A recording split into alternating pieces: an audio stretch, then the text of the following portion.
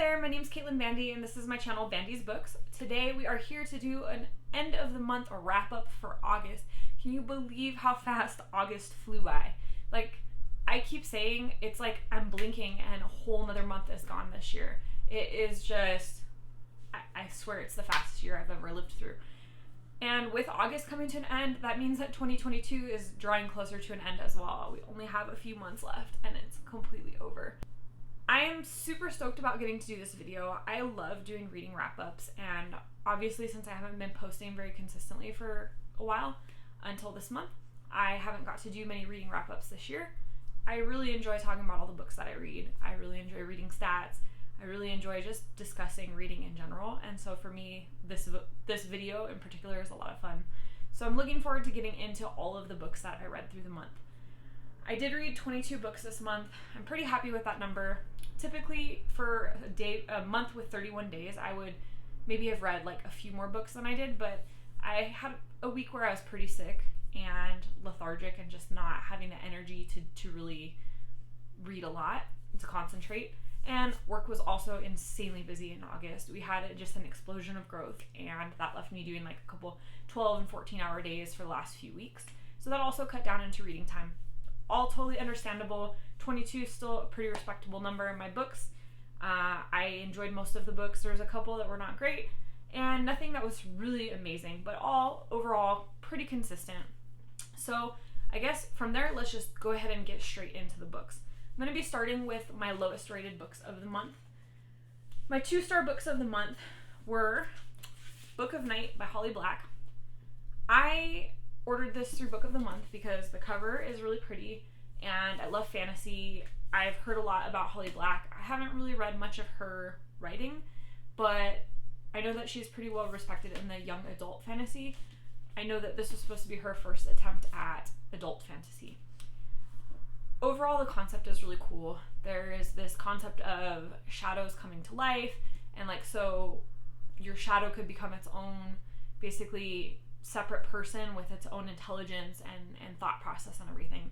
And there's this dark underworld, and Charlie, the main character, seems like she's set up to be such a cool character. But honestly, this book just fell really flat for me. It was kind of boring and slow. And I think that this is part of a series, and so maybe this is just setting up a lot of things, and like going forward in the series it'll be more exciting. But I just didn't love it. The writing style was okay, the imagery was interesting, the concept was interesting, and the characters should be interesting, so you'd think it would make an interesting book, but just something wasn't quite there. There was something missing for me. So unfortunately, I rated this a 2-star. I also rated Booth by Karen Joy Fowler a 2-star. This one was rough. So I love historical fiction. It's one of my favorite genres. I have not read much historical fiction within the Civil War era. Typically, I'm like more in the WW2 and more current era. But I thought I would give this a try because I always like to expand my reading. I like to expand my knowledge. Historical fiction often comes with a lot of kernels of truth, so I find like it's a really good way to kind of build a little bit of baseline knowledge and to get you interested in subjects so you could read nonfiction and like fact check things and whatnot. So Booth is about the Booth family. If you're unfamiliar with American politics, John Wilkes Booth was the person that assassinated Abraham Lincoln. Abraham Lincoln was our 16th president, and he is famous for the Emancipation Proclamation, which freed the slaves, and also was a major part in starting the Civil War. So John Wilkes Booth shot Abraham Lincoln while he was watching a play, and John Wilkes Booth was an actor himself. He went on the run afterwards and was eventually killed and, body recovered and everything.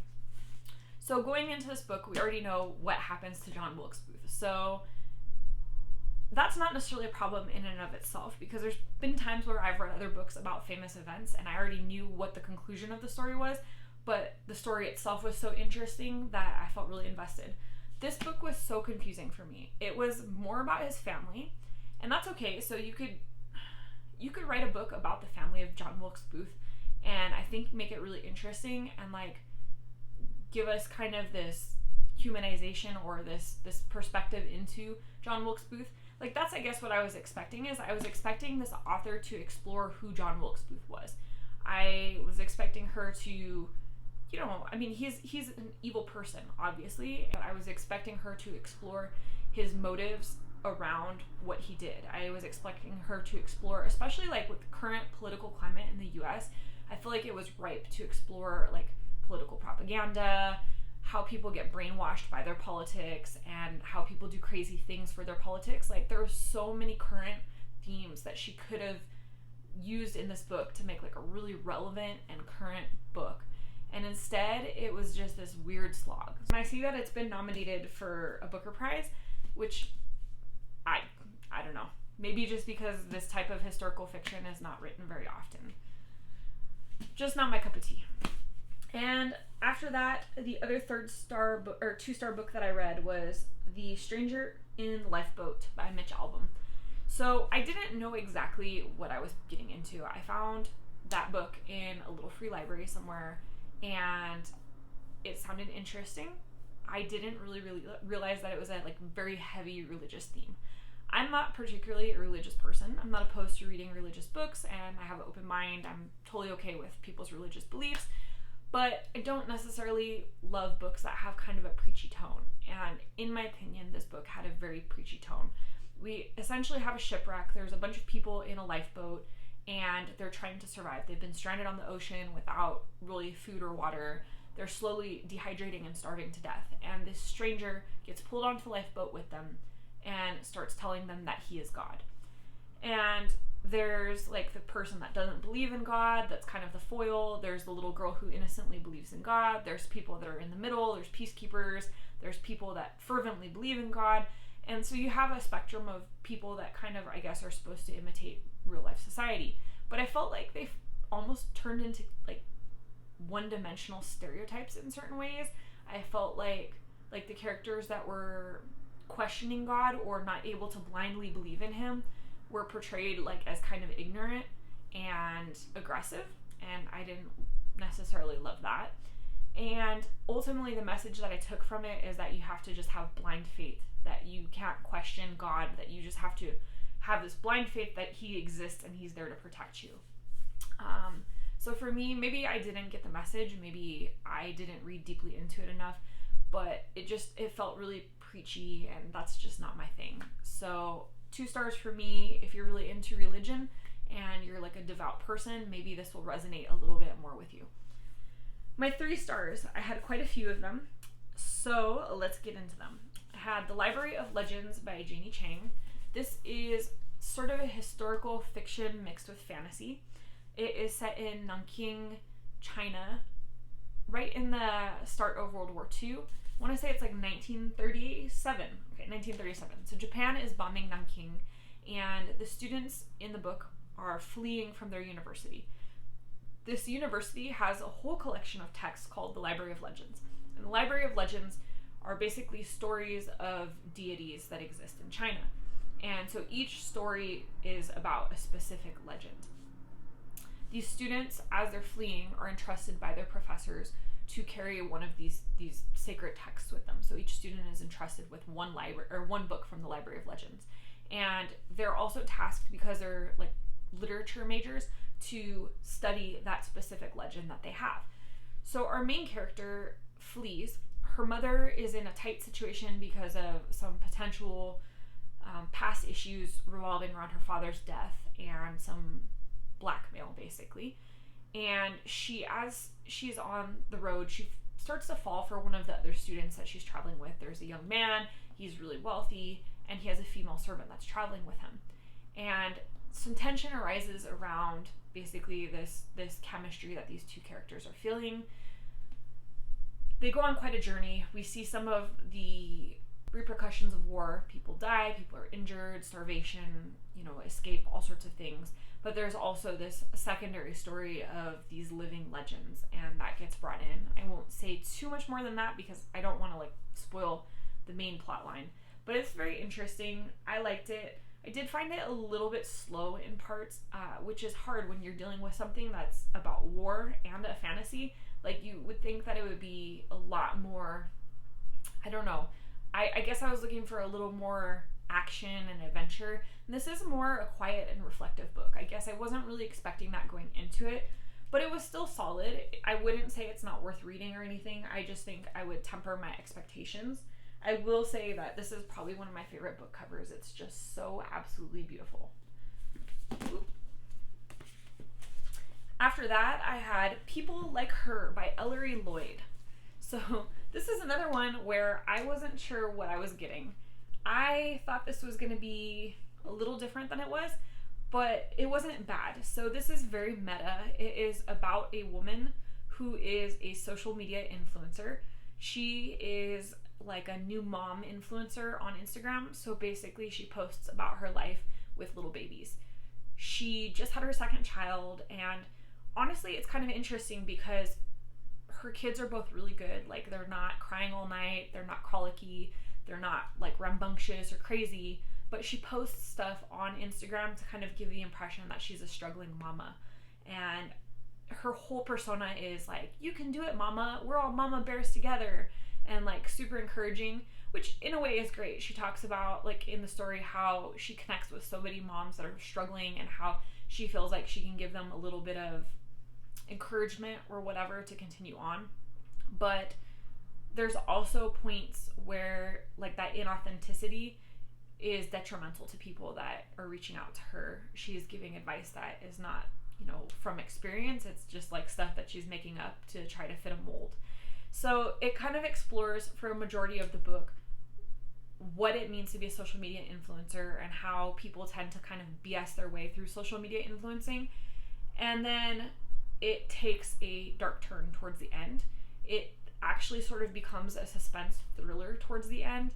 And that was the part, I guess, I wasn't really expecting. Like I said, I thought it was about social media influence, and I thought that might get dark towards the end, like as it examines as it examines the microscope of being a social media influencer, but it went a way different direction than I expected. Again, not a bad read, just different than I was planning for. And then I had White Ivy by Susie Yang. Whew, I am conflicted about this book. So I did not enjoy this book, but it did elicit a pretty strong reaction, in my opinion. This book is about our main character, Ivy Lin. So she is from a Chinese immigrant family. Her parents are here working hard.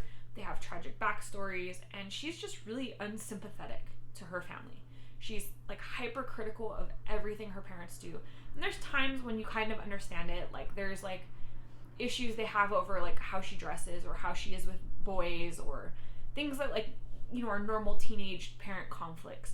But she never really tries to understand her parents' perspective, and she kind of remains throughout the book almost embarrassed of her family, which is sad. Like, she never ever comes to terms with who her family is, even when she starts to find out about their backstories and like learn what happened to them and why they are the way they are. The main storyline, though, is that Ivy is determined to make something of herself. So her family wants her to go to med school or like be an accountant or marry a lawyer or, marry a doctor, something like that. But their goal for her is to be successful. And Ivy wants to be successful, but not in the ways that her family want her to. She's not a scholar, she doesn't describe herself as being naturally gifted or naturally bright. School's kind of a struggle for her. She's more interested in just like living a normal life. She does eventually go away to college, but she's not sure about her major. And really, the story starts to pick up when she meets a potential partner. There is a boy from school that she had a crush on that she reconnects with as an adult, and they begin to fall in love with each other. What happens from there is not a love story. It is a story of just psychopathy and survival on both sides, and it was really hard for me to like Ivy as a character. I felt very little sympathy for her. I did feel some sympathy initially, like as we see her growing up, but once she becomes an adult, I have almost no sympathy for her character. She makes atrocious choice after atrocious choice, and there's really, for me, nothing redeeming. So that's why I didn't really enjoy it, because I didn't enjoy her as a character. But that said, it did elicit a really strong reaction from me, which is good writing in my opinion. I think the fact that I hated her so thoroughly, is a testament to Susie Yang's talent as a writer. It's just not an enjoyable book in my opinion. And then I read The Dutch House by Ann Patchett. I haven't read a whole ton of Ann Patchett. My mom loves her writing. Her favorite story is Bel Canto. I've tried it once or twice, and for whatever reason, I've just never really gotten into it. I have heard as an adult that it's like a slower start. You kind of have to push through. So maybe I'll get there eventually. But I did find a copy of The Dutch House. It's a beautiful book, and I thought I would give it a try. This was my first time reading Ann Patchett. It was just so-so for me. This book is about two children dealing with the loss of their family and then eventually the loss of their house. So brother and sister, they lose their father. Their father's new wife, the stepmom, essentially is like, your father's dead, the house is mine, all his businesses are mine, everything. She had him sign everything over to her, and then she throws the kids out on the street.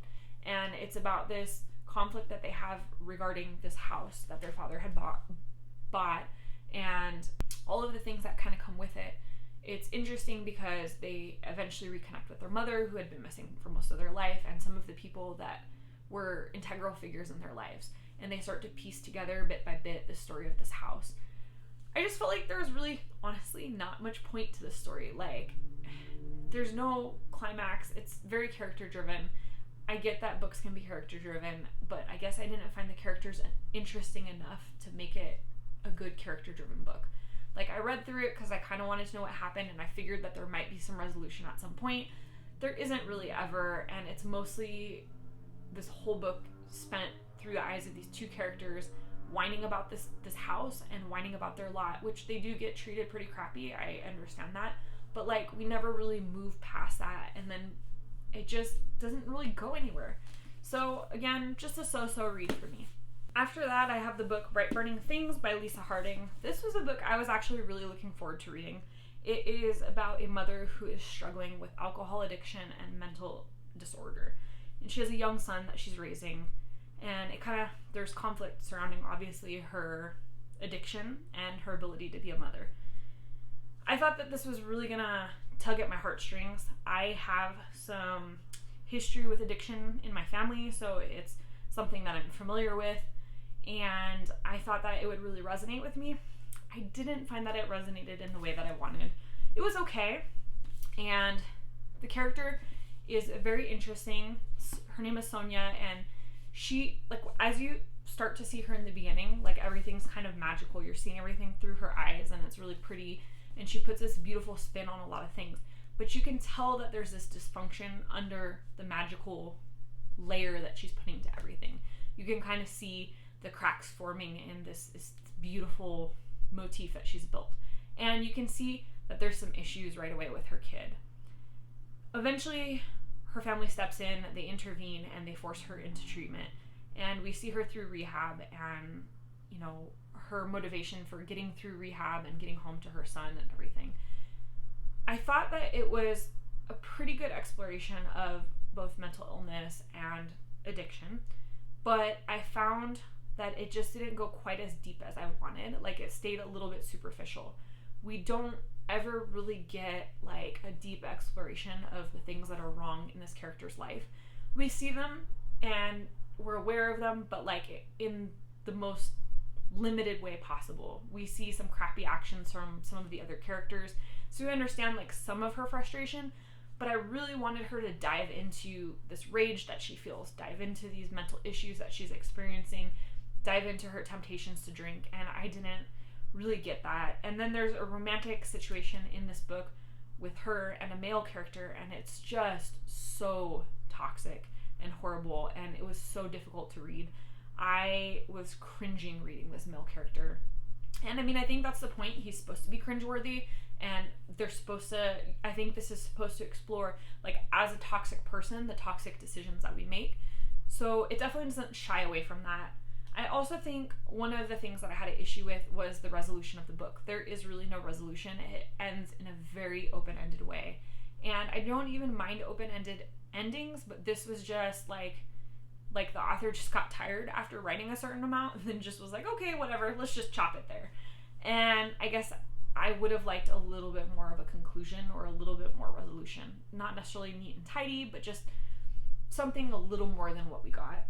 Again, not a horrible book. I would say it's worth picking up and reading if you're really interested in exploring like addiction, particularly alcohol addiction and mental disorder. I would say that I've heard Shuggie Bain is supposed to be really good, and I think it's kind of a similar premise, so I'll be reading that down the road and curious to see like how it'll compare to this one. On the 3-star list, I also have The Mad Girls of New York. So this was a book that I picked up thinking it might be fun to explore. It is about a character named Ellie Blythe. She's interested in becoming a journalist, and she is like, I want to say in the 1800s, late 1800s, early 1900s somewhere. And obviously women are not typically journalists. She is really struggling to break into the media world. She's being rejected from office after office. Everyone's like, well, unless you want to write about knitting or cooking, we have no use for a lady journalist. And she wants to do kind of like shock journalism, so that's even more controversial. Eventually, she comes up with a plan to investigate a mental institution for women.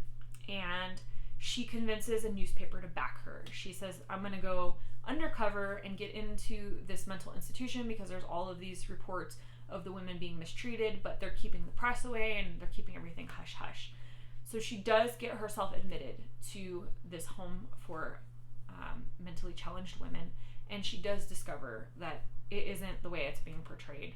It is heartbreaking in the way that you know this is anchored in reality. Like, I don't think the specific asylum that they write about was a real place, but you know that it's inspired by real places. And what's further more heartbreaking is that a lot of the women that are committed into these institutions are not there for real reasons. They're there because of a jealous husband, because somebody wanted to bump them off to get to their property, because they enjoyed sex, because they slept with somebody out of wedlock, because they're too opinionated. You know,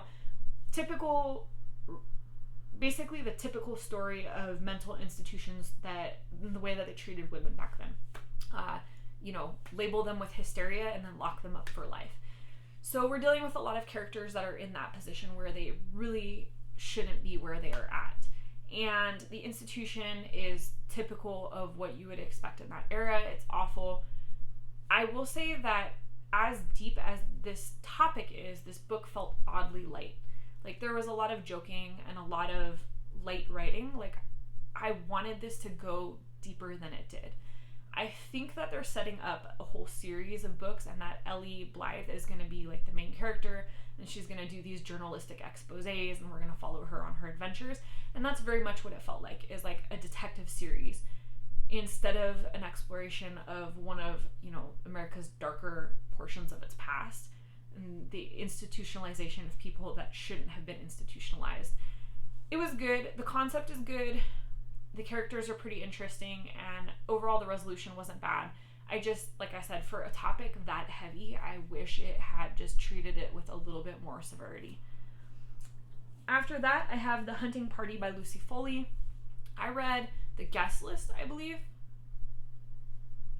I read one of Lucy Foley's other books, and it was the same thing, like kind of so-so for me. I thought I would give this one a shot because I'd heard good things, and I know Lucy Foley is really revered, and I do like suspense and thrillers. For me, this one was just okay. It was very predictable. It kind of was a little bit boring. It's about a bunch of rich hoity-toity people that go to a private hunting lodge in the Highlands in Scotland, and I don't know, I personally have been to the Highlands of Scotland, so I didn't feel like the description did it justice. I didn't really get any sense of it being set in Scotland. Like, aside from them repeatedly mentioning that it was in this remote part of Scotland, there's nothing in the story that really makes it resonate with Scotland, which drives me nuts. Like, if you're gonna write a story and anchor it in an interesting place, then, like, let's anchor it. Make me feel like I am there. And then the characters were so annoying and very stereotypical.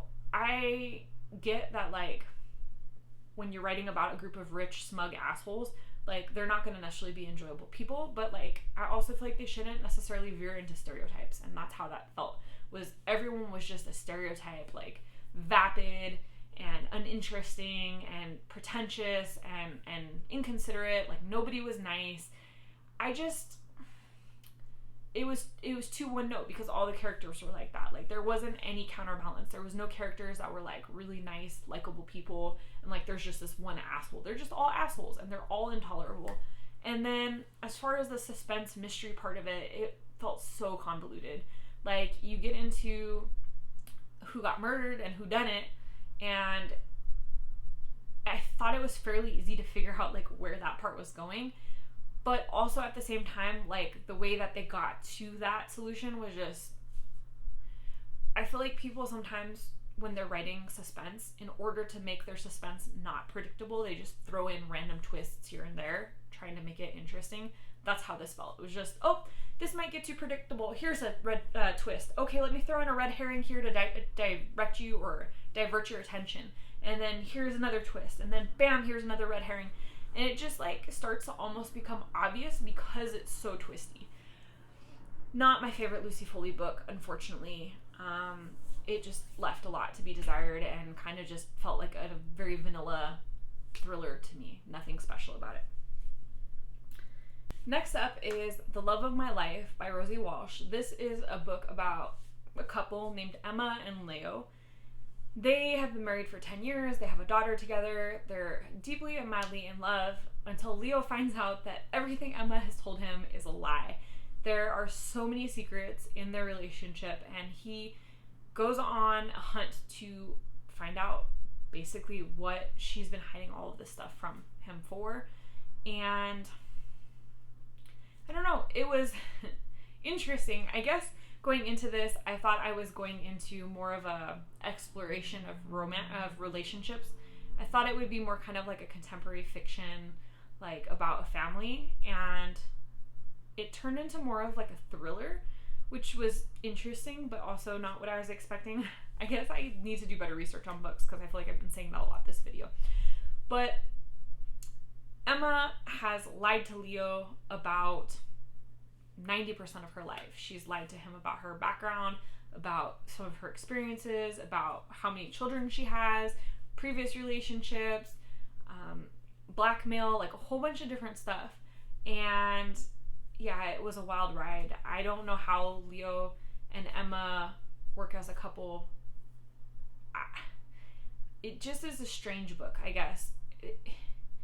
I wish that it had focused in more on their relationship after Leo found out about all of these lies, but instead it turned into this kind of a mystery suspense thing where they're trying to resolve a problem, and it was just kind of a weird turn for me. I didn't hate it.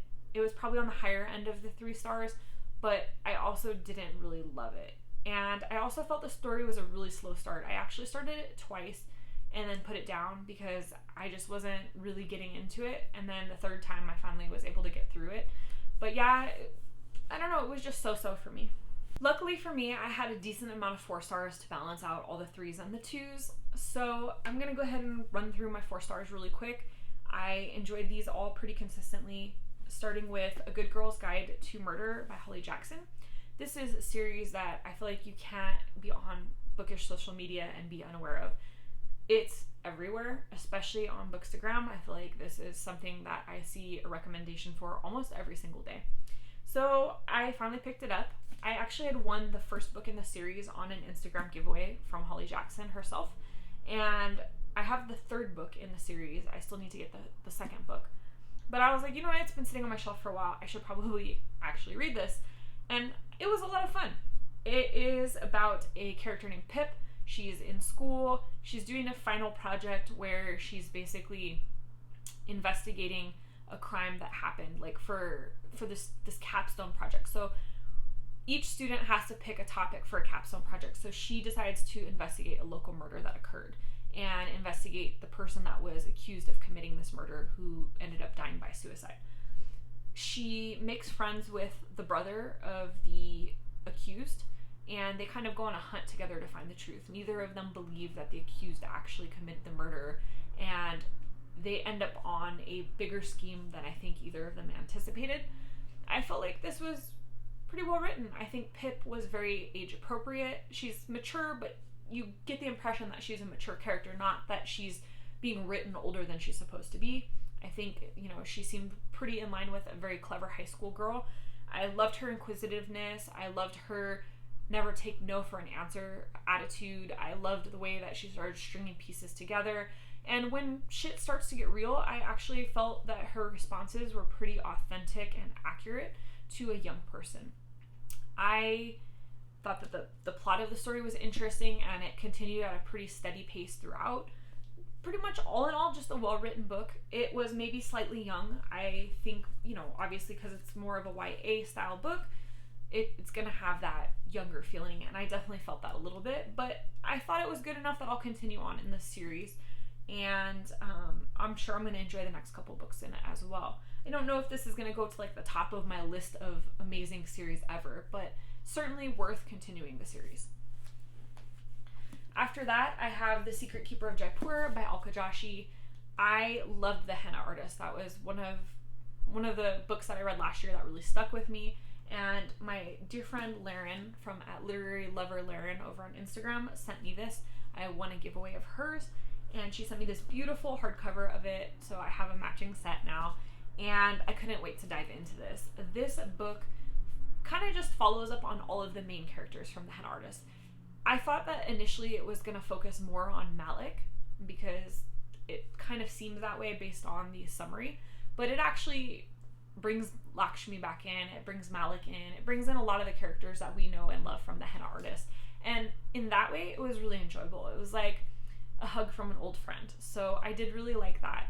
I wish there was a little more of an exciting plot. I felt like the main points of conflict resolved really quickly and really easily without much stress or strain. I think it was just like a little oversimplified, and that was what kept it from being as good as the first one. So the henna artist for me was like 4.5 stars, amazing, really good read. This for me is just a solid 4. Enjoyable, but I wished it just gave a little bit more than it did. After that, I have Piranesi by Susanna Clarke. If you're interested in a more detailed review of Piranesi, I have a link up here. I did a 24-hour read of Piranesi, and there's a vlog going into detail with my thoughts and reactions on it. I don't want to talk a whole lot about this book because it's pretty easy to spoil. It's basically about a guy who is trapped in an expansive house, and we're there for his exploration of the house. And we start to learn who he is and what this house is and why he's there. And it's a beautiful, meditative, reflective book. It's very short. It's a pretty quick, easy read. I do think it's a lot quieter than I was expecting. I was expecting more Greek tragedy, and this is more kind of just a quiet, reflective, meditative experience. I really loved that quality of it, actually. I think that was a joy to just feel this very peaceful feeling as you read it. I would have liked maybe a little bit different conclusion of the story, maybe even slightly more detail at certain points, but all in all, pretty solid read. Then I have The Sweetness of Water by Nathan Harris. This was an Oprah Book Club pick for 2021. I'm familiar with it.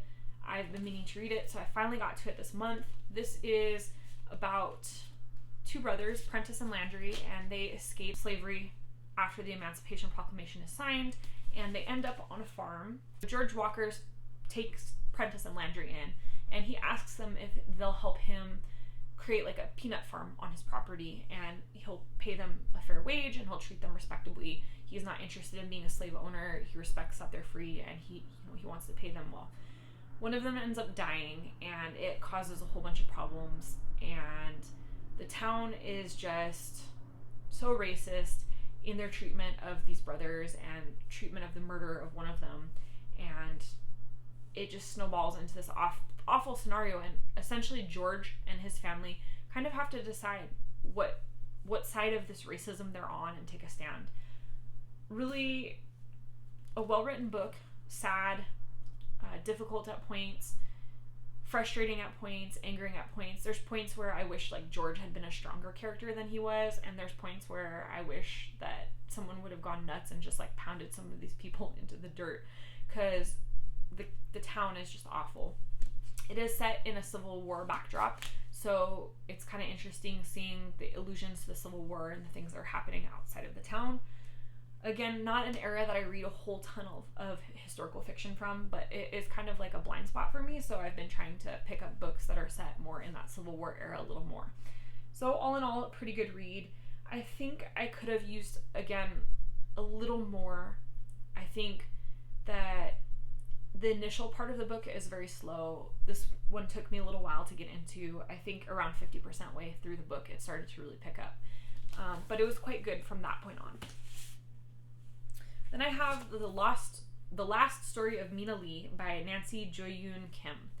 This is about Mina Who Dies. So Margot is living in a different state, and her mom Mina is in California. She's going home to California because a friend of hers is relocating there, and she's helping him move.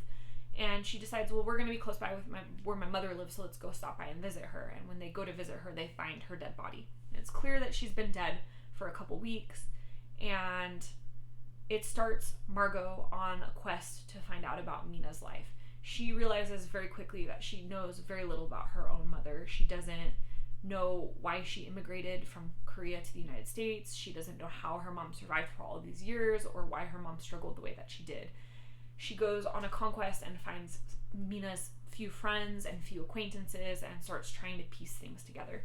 So this was kind of a contemporary fiction / little bit of a mystery element, exploring, life after death, basically.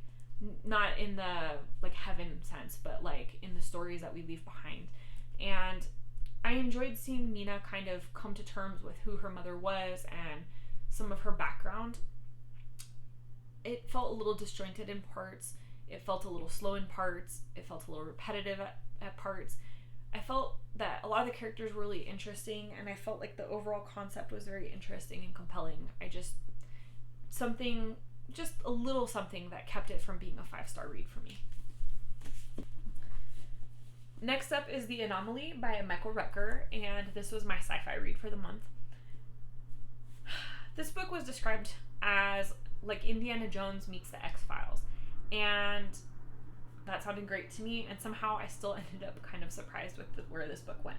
We have main character Nolan Moore, who has a show on YouTube called The Anomaly Files, and he basically explores conspiracy theories like, Bigfoot and the giants that used to inhabit the United States before people existed, and all sorts of, kind of more crackpot theories, I guess, or at least the way that I would label them. I'm sorry if that is your personal belief, but I guess I would label them as kind of way out there conspiracy theories.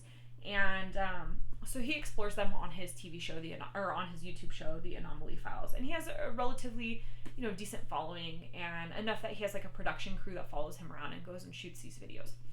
So they decide that they're going to do a video on Kincaid's Cave, which is somewhere in the Grand Canyon.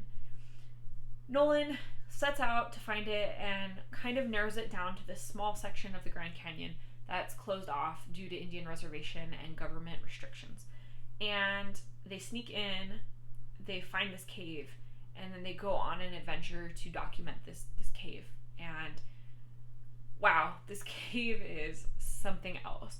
It is I was expecting a cave full of pirate treasure or a curse or something like that, and this just goes so dark and in so many different directions.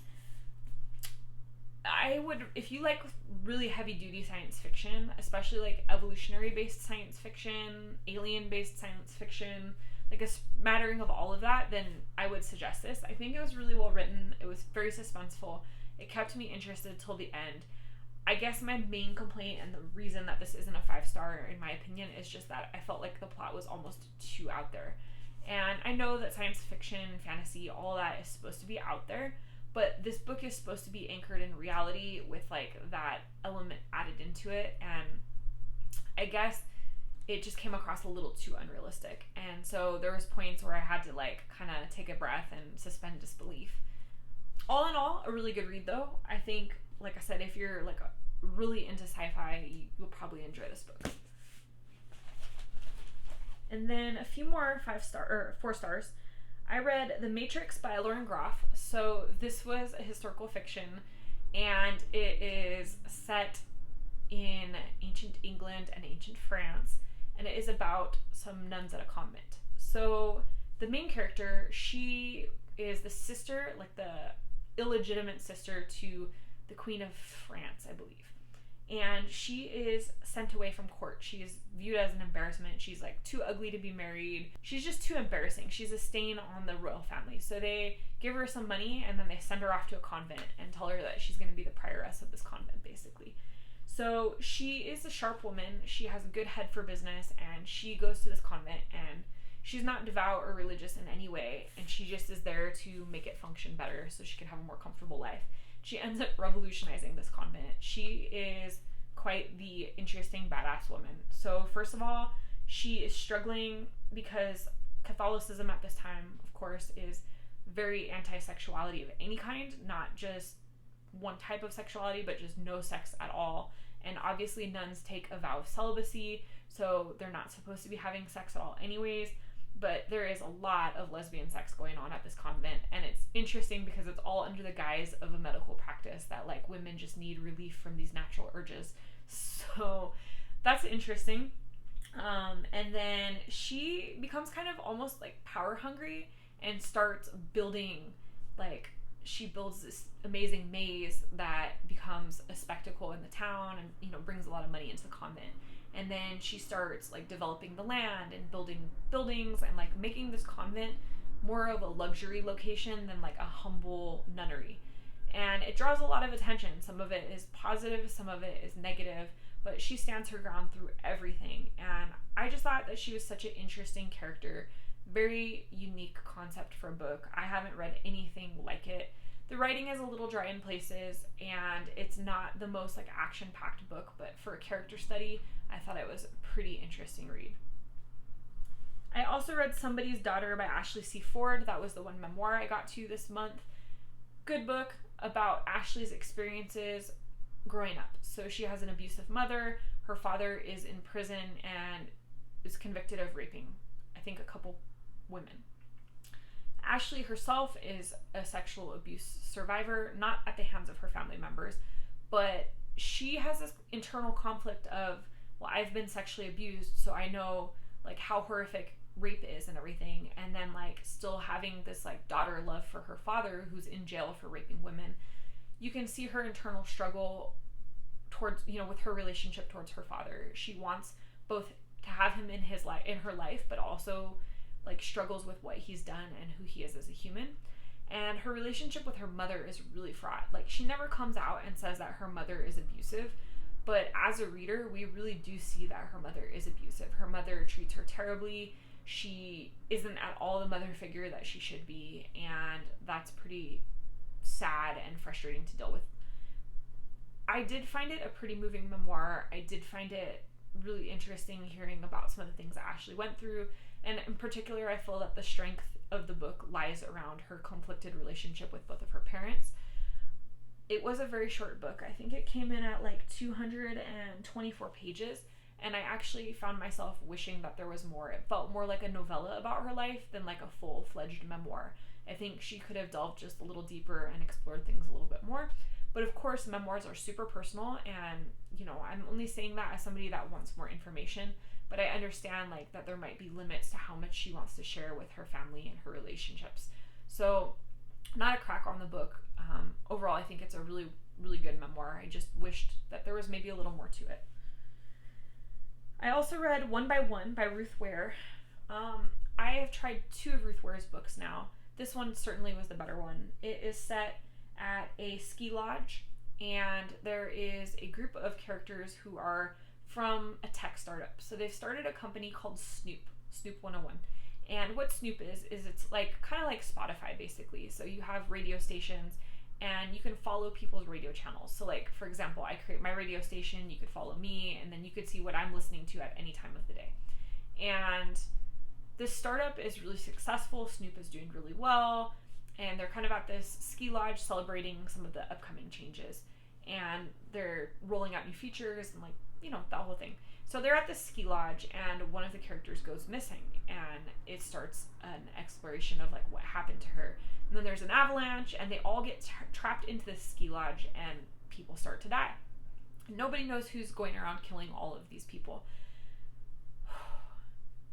I felt like initially the story started pretty slow, but when it picked up, And it was twisty, but not so twisty and convoluted that it wasn't interesting. I thought that in terms of like twisty, out there scenarios, this was probably more of a realistic one. And oh my goodness, I never knew in my entire life that skiing could be so interesting. There is one scene in particular in this book where we have a couple characters that are skiing, and it is so intense, like edge of my seat intense. I really liked the conclusion. I would say probably like the last third of the book was the strongest portion. The way that the book concluded and the way that the suspense slowly built was really well done.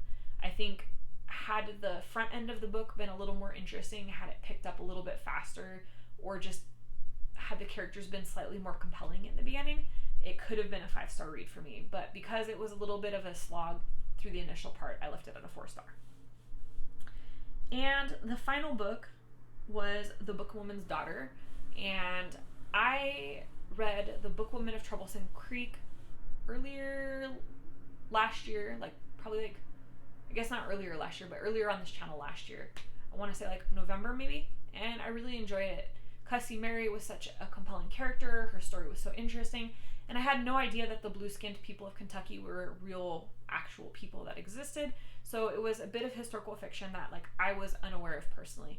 So when I found out that they were publishing a new book called The Bookwoman's Daughter, I was here for it. I really enjoyed this. I felt like this was a pretty good continuation of the story. We still see some of the unfortunate mistreatment of blue-skinned people that we saw in the previous book, but now it's expanded into a new generation. We're dealing with Cussy Mary's daughter, Honey, and we're seeing all this injustice through Honey's eyes. We're seeing how her parents are being persecuted because her father is white and her mother has blue skin. And that's technically, according to the law in Kentucky, an interracial marriage. And they're being heavily persecuted for that relationship. And Honey herself is being punished for being a product of that relationship. And it's very frustrating, but I think it's anchored really well in Kentucky. This is what I was saying that I was missing with The Hunting Party. So The Hunting Party was supposed to be in Scotland, but I never felt like I was reading about Scotland. But in The Bookwoman's Daughter, I felt like I was in Kentucky. I felt like I was reading about deep rural Kentucky and a little small town, and it's just so well anchored into that setting. I think Honey is a pretty compelling main character. I do think that I like Cussy Mary better. I did like her as the main character more than I liked Honey, but I didn't dislike Honey. And I felt Honey's story was pretty interesting. All in all, a solid read. I definitely would recommend both books if you're interested in historical fiction, especially if you're interested in American-based historical fiction in the South. It's, talks a lot about politics, and I really loved seeing like the pack horse librarians and how books and literacy, spread through the United States. I thought that part was particularly strong. So ultimately, a pretty good read. That was probably my highest ranking of the 4 stars. So now let's get into a few statistics. I read 6 books that fell into the historical fiction category, 5 books that were suspense or mystery, 5 books that fell into contemporary fiction, 2 fantasy, 1 memoir, 1 religious, and 1 sci-fi. My shortest read of the month was Somebody's Daughter at 224 pages, and my longest read was Booth at 480 pages. And let me tell you, Booth sure did feel like the longest read. My least favorites of the month were probably tied between Booth and Book of Night. And my favorites, I think I picked 3 because I didn't have like a concrete favorite necessarily. I really enjoyed Matrix, not The Matrix. I really enjoyed Matrix, Piranesi, and The Bookwoman's Daughter. I think all 3 of those were pretty strong. I would feel comfortable recommending them. In total, I read 7,242 total pages this month, and that averaged out to about 344 pages per book. So there you go. That was everything that I read in August. I feel like pretty solid month. Like I said, a good variety of books, good difference in lengths, good difference in genres. Nothing that was like mind-blowing stellar, but nothing that was a DNF either. Kind of a lot of, so-so to good. And I'm pretty content with that. I'm always happy when I have more good books than bad. So can't complain there. If you liked this video, hit the thumbs up button and comment down below. Let me know what your favorite book of the month was. And Other than that, if you're not already subscribed to this channel, hit the subscribe button so I can see you in future videos. Again, I'm Caitlin Bandy. This is my channel, BandysBooks. Thanks so much for joining. Bye.